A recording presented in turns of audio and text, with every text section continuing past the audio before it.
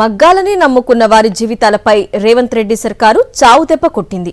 కష్టకాలం నుండి ఇప్పుడిప్పుడే కోలుకుంటున్న నేతన్నలకు మరోసారి కంటి మీద కునుకు లేకుండా చేసింది.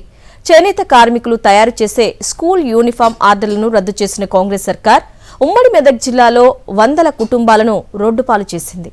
ఉన్న ఉపాధి పోయి మరోసారి కాలే కడుపులతో పస్తులుండే పరిస్థితి వచ్చిందని బోరున విలపిస్తున్న నేతన్నల దారుణ పరిస్థితిపై సాక్షి టీవీ గ్రౌండ్ రిపోర్ట్.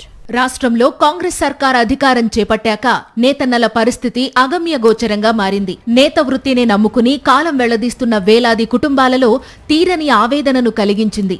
గత 2 సంవత్సరాలుగా ఒక్కో ఆర్డర్ను రద్దు చేస్తూ నేతన్నలకు షాక్ల మీద షాకులిస్తున్నారు.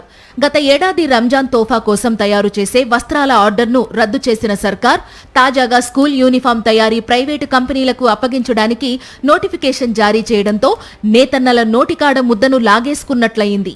రాష్ట్ర వ్యాప్తంగా ఉన్న సర్కారు బడులలోని విద్యార్థులకు అందించే యూనిఫామ్ క్లాత్ ను టెస్కో ద్వారా కాకుండా ప్రైవేటు కంపెనీలకు దక్కేలా సర్కారు ఓ జీవో జారీ చేసింది.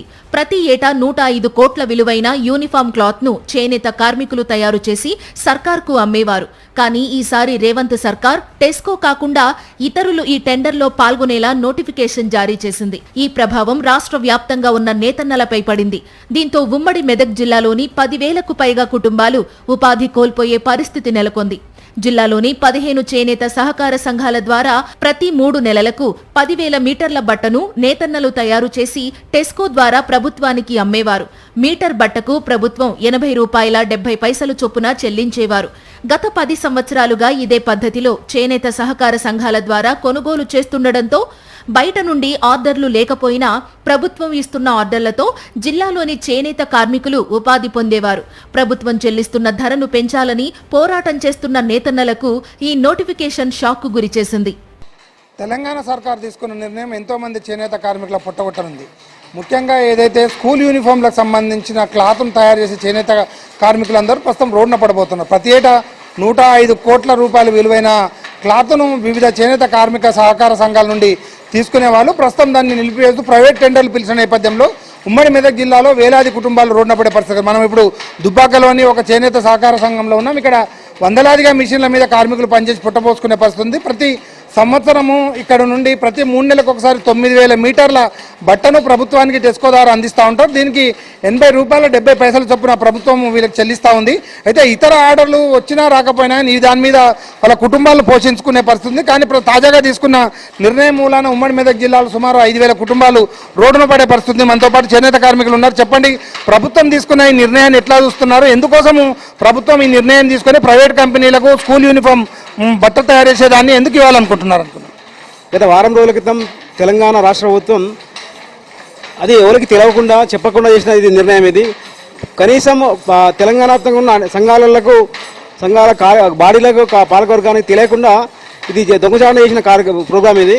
దీన్ని పూర్తిగా మేము కార్మికుల పక్షాన ఖండిస్తున్నాం. ఇది కార్మికుల పట్ల నిర్లక్ష్యంగా ఈ ప్రభుత్వాన్ని ఉన్నానని భావిస్తున్నాము. వెంటనే ఈ ప్రభుత్వం కళ్ళు తెరిచి ఆ టెండర్ ప్రక్రియ ఏదైతే ఎవరికైతే వేరే వాళ్ళకి ఇచ్చిన ప్రక్రియ ఉందో దాన్ని రద్దు చేసి కార్మికులను వాళ్ళ కుటుంబాలను ఆదుకోవాలని, ఆర్థికంగా వాళ్ళ పరిపుష్టికి సహకారం చేయాలని ఈ ప్రభుత్వాన్ని డిమాండ్ చేస్తున్నాను. ముఖ్యంగా మన దుబ్బాక నుండి ఎన్ని వేల మీటర్లు ప్రభుత్వానికి ఇచ్చేవారు క్లాత్? మేము ప్రతి 3 నెలలకు ఒకసారి మాకు టెస్కో ద్వారా మాకు బిల్ జరుగుతున్నది. దాంట్లో భాగంగా 9 నుంచి 7 నుంచి 8,000 మీటర్లు మాకు ఖరీదు చేస్తారు. ఆ ఖరీదైన దాన్ని మేము మళ్ళీ వాళ్ళ టెస్కో గోదాం అప్పయ్యడం జరుగుతున్నది. దానికి సంబంధించిన ఆ బిల్లు అయిన తేదీ నుంచి మొదలుకుంటే 3-4 నెలల్లో మాకు మళ్ళీ బిల్లు తిరిగి మా అకౌంట్లో జమ కావడం జరుగుతున్నది.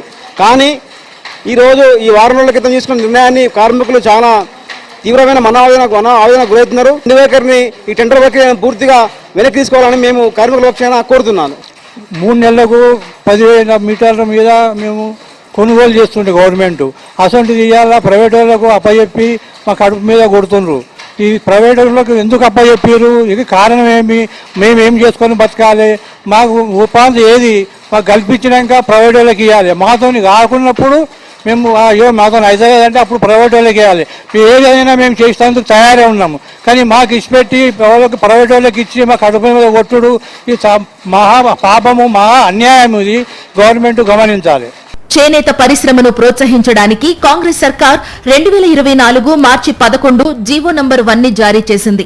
నేతన్నలకు నిరంతరం ఉపాధి కల్పించడానికి Telangana state handloom weavers cooperative society limited ద్వారా చర్యలు తీసుకుంటామని ఈ జీవోలో పేర్కొంది. అన్ని ప్రభుత్వ శాఖలు, కార్పొరేషన్లు, ప్రభుత్వ ఆసుపత్రులు తదితర సంస్థలకు అవసరమైన అన్ని రకాల వస్త్రాలను టెస్కో ద్వారా తీసుకోవాలని ఆదేశాలు జారీ చేశారు.